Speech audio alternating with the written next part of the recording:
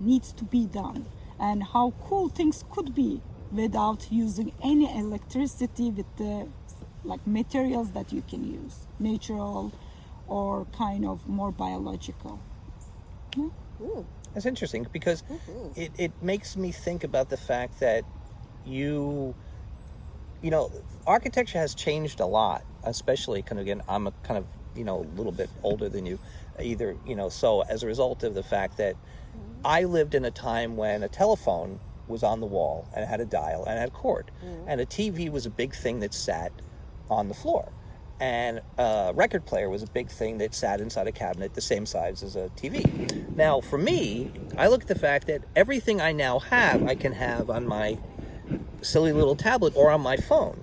True. So the reality is now, when we see things like deployables and mini houses and kind of people build cities in the desert in a weekend, the possibility of mobility and versatility and adaptability, which is much more like animals, becomes capable of us. So I mean, I've always enjoyed kind of fantasizing about what, you know, again, when I was young, it was the World's Fair, and it was rocket ships and spaceships, and we're still kind of doing that. But the thing is, when we go to these other places, I don't think it's going to be the same profile. I mean, like, we could live underground, we could live, you know, in capsules, we could kind of like, basically, we don't have the same need for stasis that we did. So right, those constraints. Right, exactly. So given that, what potentials do we see for that kind of adaptability?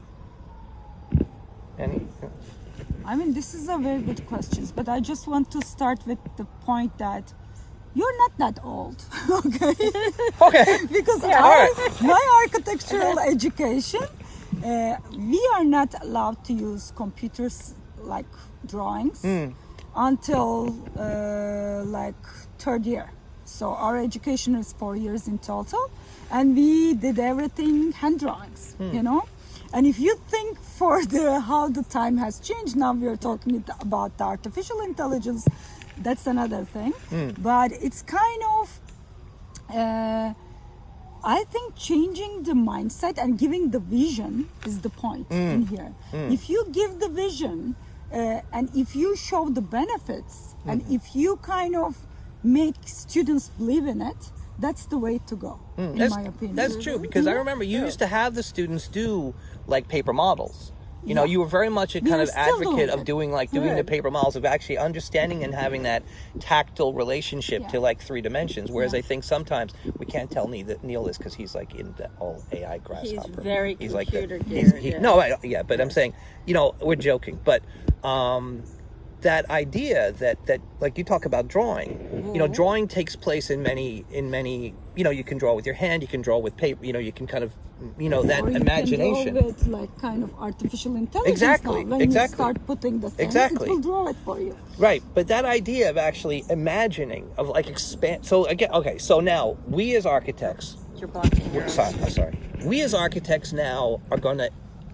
I would say the 3 of us all have fairly expansive imaginations in terms of like the fact that we don't really see any limits to a problem that we wouldn't start to solve. Yeah. What will help other people come to where we are? Oh, experience. What do you think? I agree completely. I also think with what people see as a leap, and I see more as a shuffle, of people towards artificial intelligence, there are lots of people, we draw at the Met every week, but we actually draw. We put marks and lines down on paper with graphite, colored pencils. That process cannot be replaced or supplanted by anything. And the reason is, there are people who do some very nice work on a tablet, on an iPad. You have iPads, I have iPads. They're great for many things. But to yank away, to cut away, to excise that part of the process where your mind has to coordinate its thoughts with your hand and have that kind of conceptual dexterity, there's no substitute. And having a program generate quick impressions of hand-drawn work is depriving your mind of the ability to really transcribe, because you're not transcribing anything. You are taking away those golden moments and putting them into the hands of a computer. And we see the work that gets done, and it has no soul. And it is a thin approximation. It's like looking at a specter and seeing the person who used to be alive. And that person is dead when the specter is all you see. And the skeleton of a drawing is not the heart and soul of transcription. Okay. So do you have to be Yeah. so do you have to be a certain person to be like us? I'm Well, assuming yeah. I'm assuming like we're all fairly adventurous. We're all fairly adventurous in our imagination. So Ahu, okay, you don't have to answer. It's kind of a personal question. As a child, Yeah. were you a troublemaker? I'm not. I was very Do you good believe that? child.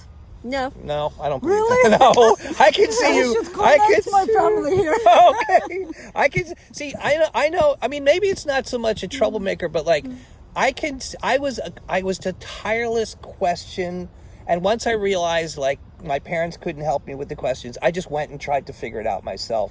I know Julie for a long time, so I know that Julie has an incredibly adventurous mind. And You do subversive too, side. and you have a subversive side too. So, like, how? All right. So then the question, I'll modify the proud question. of my subversive side. How did that subversive, kind of inquisitive, intuitive part of Ahu manifest itself when you were little? We're talking about your spark, your Yes, fire. Normally, like, it's like hard to believe, but like I was always listening, you know? Like, for example, when my parents asked me to do something, I was always doing. But the thing is, when I a little bit grow up, depends on like what I wanted to do, I always do it. Okay, but meaning that I really need to, I really want to have it, you know, like if not, I don't spend time on it. If I know that I can do it, I will spend time and find all the ways to do the thing. But maybe when I was kid, I was like that too, which I don't know. But I was a stubborn kid.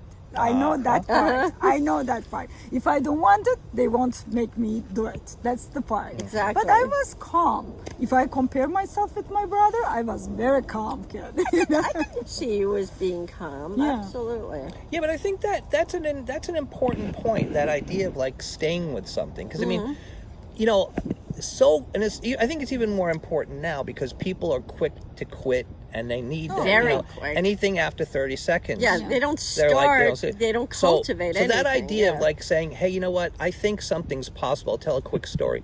I remember when I was a boy, I was about 7, 8 years old, and you know, they told me in school that if you drew a line through the earth, it would come out on the other side. And I thought, okay. And they told me that if I, you know, living in New York City, that I would end up in China. And I thought, wait a minute, China's in the Northern Hemisphere, America's in the Northern Hemisphere. So I actually took the globe and I took it down off the shelf and I kind of played with it with my hand. And I said, looks like it comes out in the ocean. And I said, if I dig a tunnel, because that was the idea, if you dig a tunnel, I said, if I dig a tunnel, it comes out in the ocean, I can make a swimming pool in my backyard. Wow. So anyway, so I went in the backyard, so I took my father's shovel, started digging, and I remember my two friends came over and said, hey, we're playing stickball, do you want to play? I said, no, I got a big project. And so I was now down about 2 feet. Ah, that's pretty And it's like, and I remember it was only when I was stopped and they said, how long are you going to work on this? I said, I don't care if it takes till dinner. I'm doing this. But again, like I'm 7, I don't know. I have no idea. Very you know, and industrious. I You were no, but adventurous, though. yeah, well, exactly. You know, But this is cool. I thought, imagine that I could swim through the earth to the other side and come up.